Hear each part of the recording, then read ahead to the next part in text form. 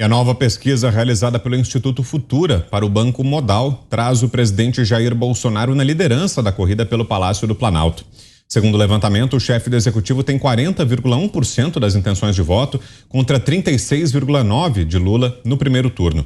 Ciro Gomes aparece em terceiro com 10,1% e a senadora Simone Tebet com 2,2%. Os demais candidatos têm menos de 0,5% das intenções de voto. Já na espontânea, na qual os eleitores não recebem o nome dos candidatos, Bolsonaro lidera com 38,8% ante 37,7% de Lula. Em um eventual segundo turno entre os dois, o petista teria 45,3% das intenções de voto contra 43,8% do chefe do executivo. A pesquisa do Modal Mais Futura está registrada no TSE sob número BR 07639/2022.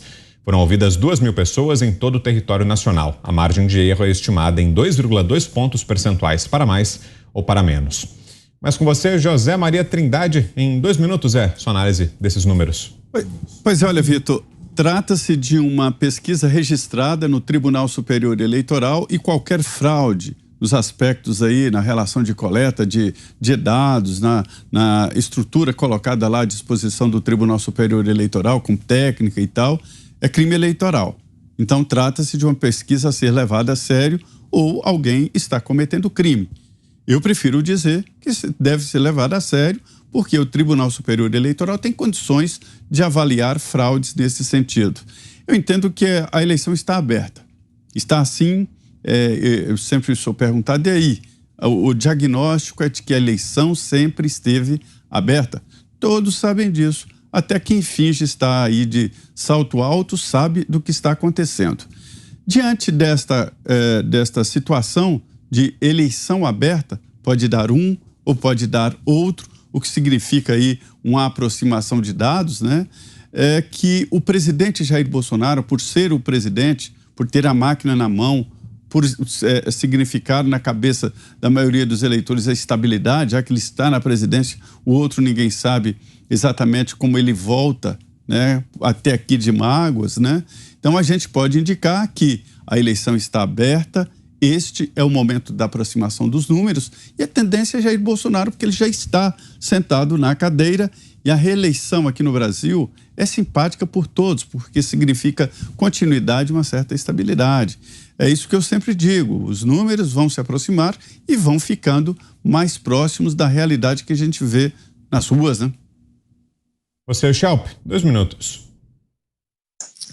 O interessante dessa pesquisa é justamente o fato de que ela foi feita antes, né, do início da propaganda eleitoral em rádio e em TV. Então é possível que haja aí uma movimentação, inclusive depois disso, um empate técnico entre o presidente Jair Bolsonaro e o ex-presidente Lula.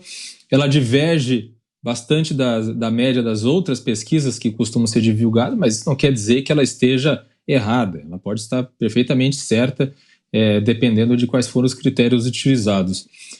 Uma coisa interessante que tem nessas pesquisas, essa pesquisa especificamente não fez que não quebrou os dados, né, em grupos e assim por diante, não fez nenhum outro detalhamento na divulgação, mas o interessante nas pesquisas que têm sido divulgadas é o grau de certeza dos eleitores de ambos os candidatos em relação ao primeiro turno, ou seja, tanto para o presidente Jair Bolsonaro quanto para o ex-presidente Lula, cerca de 80% daqueles que dizem pretender votar neles têm certeza que vão votar neles e não vão mudar o voto por nada que aconteça. Dizem que não mudariam o voto até o fim das eleições, independente do que for acontecer. Então, isso mostra justamente a polarização, obviamente, a força dessa polarização entre os dois candidatos e a possibilidade de que, a baixa possibilidade de que esse cenário vai mudar, né? Independente de o Bolsonaro ou o Lula chegarem na frente no segundo turno, o fato é que se as pesquisas estiverem certas,